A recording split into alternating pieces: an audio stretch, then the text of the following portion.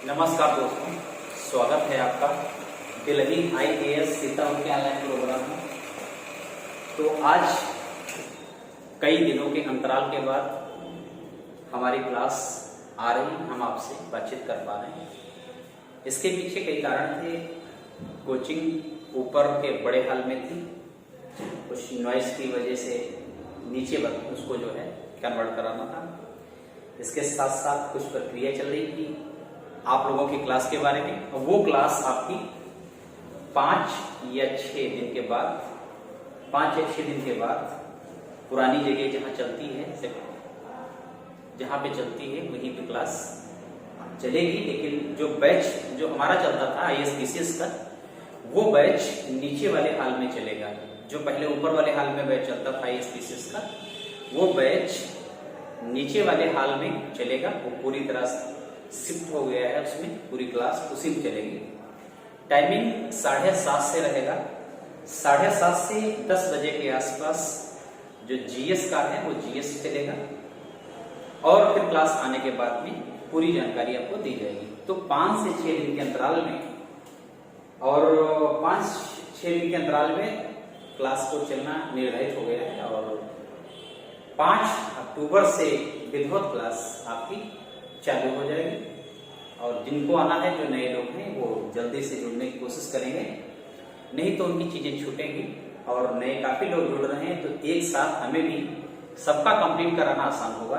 इसलिए आप किन्हीं कार्यों में लगे हैं, उनसे निवृत्त होकर के 5 अक्टूबर से कोशिश करें बैच में एक साथ स्टार्ट करें, ताकि आप उनके साथ रहें। तो हमें पढ़ाने में या कंप्लीट कराने में चीजें थोड़ा सा आसान रहेंगी। तो आज हम स्टार्ट करेंगे जो CSAT का पेपर है, और उसमें जो इंग्लिश आती है, इंग्लिश की ग्रामर में आपने कई चीजें देखा, और अब हम देखने वाले हैं एक्टिव पैसिव के छूटे हुए कुछ भाग। छूटे वाले लेट का यूज क्या है, लेट का प्रयोग, लेट का प्रयोग देख रहे हैं। इंपरेटिव टाइप सेंटेंसेस में लेट का प्रयोग देख रहे हैं। और इसके बाद लगभग 2 और क्लासेस से संबंधित होंगी, और उसके बाद में ये क्लास पूरी तरह से एक्टिव पैसिव की कंप्लीट हो जाएगी। तो बड़े बड़े कोर्सेज जो डायरेक्ट इनडायरेक्ट का क्वेश्चन आता है CSAT में, और पैसिव वॉइस का आता है, ये दोनों आप अच्छे से करने में सक्षम होंगे। तो ये जितने लोगों ने मुझसे फोन करके पहले से बताया है और जिन्हें जुड़ना है, वो 5 अक्टूबर से निश्चित रूप से और यहीं पे हरदोई चुंगी पेट्रोल पंप के सामने, जैसा कि मैंने पहले एड्रेस बताया था, वहां जहां पहले से चलती थी, तो हरदोई चुंगी पेट्रोल पंप के एकदम सामने से देखेंगे, बड़ी सी बिल्डिंग है। उसी बिल्डिंग में नीचे वाले हॉल में मॉर्निंग में क्लास चलेगी। तो अब ऐसा करेंगे कि हम इसको थोड़ा सा समझने का प्रयास कर लेंगे, क्योंकि लगभग सारी चीजें खुल रही हैं। और 1 अक्टूबर से क्या नाम प्रस्ताव जा चुके हैं, नाम लिख के जा चुके हैं, जमा हो चुके हैं DIS के पास, कि वो जो भी स्टूडेंट्स से आना चाहते हैं उनके लिए कोई दिक्कत नहीं होगी। तो स्कूल संभवतः 1 अक्टूबर से ही खुलने के चांस हैं, कि 9 से 12 तक। क्योंकि आप लोग इतने मेच्योर हैं, क्योंकि ग्रेजुएशन PG सब कुछ करने के बाद आते हैं, तो आपके लिए भी कोई समस्याएं नहीं है। तो लेट वाले वाक्यों को एक्टिव पैसिव में ये पार्ट 7 है। पार्ट 7 के रूप में हम देखे थे कि लेट का प्रयोग जो इंपरेटिव सेंटेंस वो कैसे होता है। 2-4 रूल हैं, इसको देख लें। इसके बाद में हमने मृदा तत्व ज्योग्राफी में 3-4 चैप्टर कंप्लीट कराया है। 5-7 कुछ चैप्टर जो है CSAT के माध्यम से अनुराग जी ने आपको सब समझा दिया है, विस्तृत व्याख्या उनकी कर दी है, प्रैक्टिस करवा दिया है। इसके बाद में बहुत धुआंधार क्लास आने वाली है जस्ट आफ्टर इसके, वो रहेगी सिंचाई पर। क्योंकि मृदा के बाद हमने सिंचाई स्टार्ट किया है, तो सिंचाई पर रहेगी। सिंचाई को केवल आप सुनेंगे और देख लेंगे, तो आपको जितने क्वेश्चन उससे मेंस में बनते हैं वो आप करने में सक्षम होंगे, और प्लस ऑब्जेक्टिव जो बनेंगे वो भी आप कर लेंगे। आइए, जो रूल नंबर 1 है इंपरेटिव टाइप सेंटेंसेस में लेट का प्रयोग कैसे होता है। तो इंपरेटिव सेंटेंसेस में लेट का प्रयोग करके क्या होता है, B plus active voice, B के बाद एक्टिव वॉइस की मुख्य क्रिया की आप जानते हैं थर्ड फॉर्म का ऑलवेज प्रयोग होता ही है। थर्ड फॉर्म का ऑलवेज प्रयोग होता है, तो थर्ड फॉर्म। और दूसरी बात ये कहा गया है कि इंपरेटिव सेंटेंस में अगर निषेधात्मक हो, निगेटिव हो, तो नियम 1 का प्रयोग करके, रूल 1 का प्रयोग करके बी से पहले नॉट लगाना है। बी से पहले नॉट लगाना है, वो अभी आपको पता चल जाएगा बी से पहले कैसे नॉट लगाते हैं। तीसरी बात ये कहा है कि एक्टिव वॉइस में एनी का प्रयोग है तो, एक्टिव वॉइस में एनी का प्रयोग है तो नॉट के स्थान पर, जो नॉट लिखा है के स्थान पर नो का प्रयोग करिएगा। नो का प्रयोग करिए, जो नॉट है इसके स्थान पर नो का प्रयोग करेंगे। उसके बाद में कहता है यदि वाक्य में प्लीज का प्रयोग हुआ है, रिक्वेस्ट के रूप में प्लीज का प्रयोग हुआ है, तो पैसिव वॉइस बनाते समय जो प्लीज है उसके स्थान पर you are requested, requested means होता है निवेदन करवाना, तो यू आर रिक्वेस्टेड टू लगा देंगे। प्लीज के स्थान पर यू आर रिक्वेस्टेड टू लगा देंगे। मोटी मोटी बात है ये। एक्टिव वॉइस बनाते हैं, शेष चीजें पहले जैसी रहेंगी, कोई दिक्कत वाली बात नहीं। हमें 3-4 चीजें देखनी थी। ये B plus active voice third form आप पहले से जानते हैं कि यूज होता है। उसके बाद में कहता है एनी का प्रयोग हो, एनी का प्रयोग हो तो नॉट अगर आता है सेंटेंस में एक्टिव वॉइस में, पैसिव वॉइस बनाकर नो का प्रयोग कर देंगे। उसके बाद में प्लीज अगर शब्द का प्रयोग होता है एक्टिव वॉइस में, तो पैसिव वॉइस बनाने में यू आर रिक्वेस्टेड टू का प्रयोग करते हैं। जैसे कई एग्जाम्पल हमने लिया है, उनके माध्यम से आपको अच्छा समझाया जा सकता है। देखिए, ओपन द डोर क्या है? ओपन द डोर, दरवाजा खोलने की बात की जा रही है, तो ओपन द डोर। अब वही चीजें प्रयोग करेंगे तो हम ऐसे वाक्य को लेट द का प्रयोग किया, let the door, let the door. जैसा कि आपने पहले कहा था लेट द डोर, और उसके बाद में बी ओपन बाय, तो सबसे पहले लेट द डोर ये लगाएंगे और यहां पर बी का प्रयोग करेंगे, और ओपन ये एमबी की ऑलरेडी एमबी की कौन सी फॉर्म लगी है?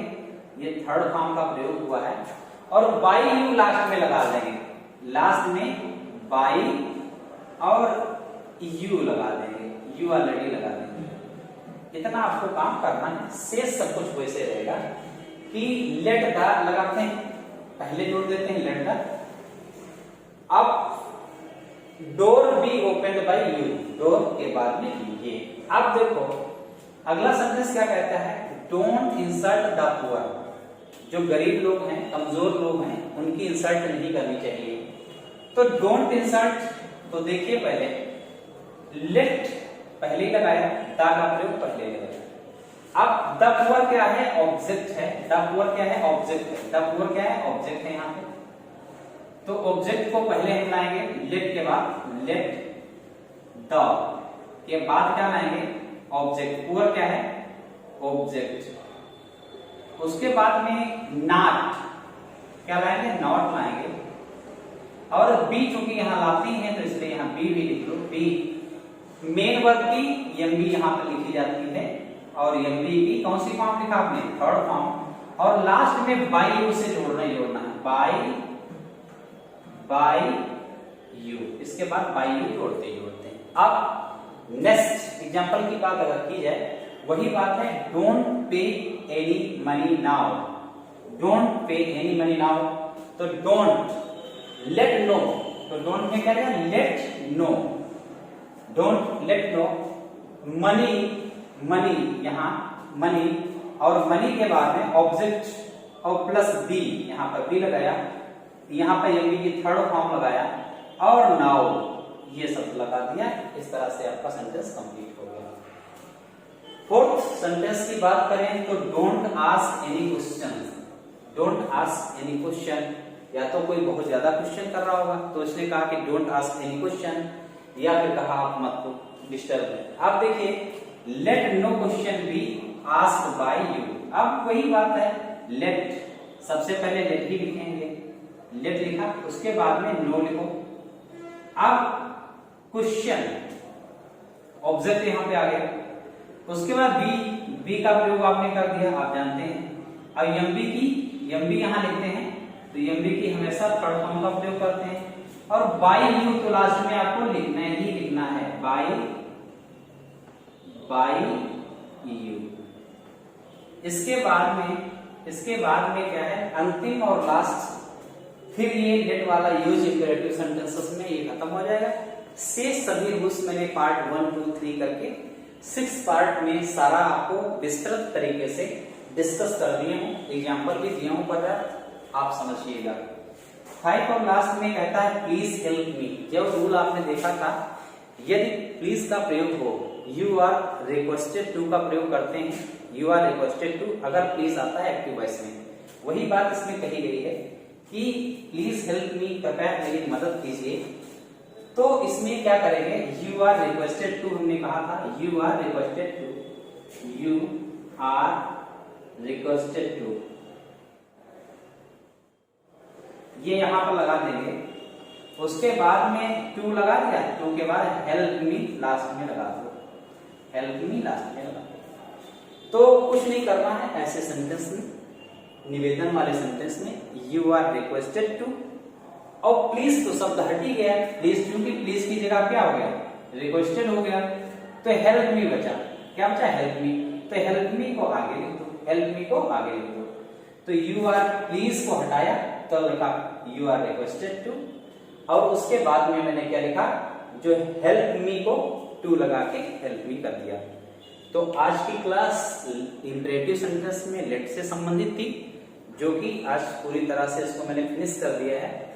1-2 पार्ट और इसके आपको देखने होंगे, समझने होंगे, नोट्स बनाने होंगे, तदुपरांत चीजें ये क्लियर हो जाएंगी। और नेक्स्ट क्लास देखना आप जरूर ना भूलिएगा, वो है भूगोल के जीएस से, और GS pre combined mains level तक है, और यहां तक कि उससे संबंधित अगर निबंध भी पूछा जाता है 1200 शब्दों में, वो आप पूरी तरह से लिखने में सक्षम होंगे, क्योंकि निबंध जो है करंट का मुद्दा होता है, आप उठा देखिएगा, इन्वायरमेंट से संबंधित हो, सोशल से संबंधित हो, वीमेन एम्पावरमेंट से संबंधित हो, ऐसे ज्वलंत मुद्दों से संबंधित ही प्रश्न आता है। तो करंट रिलेटेड भी वो टॉपिक है।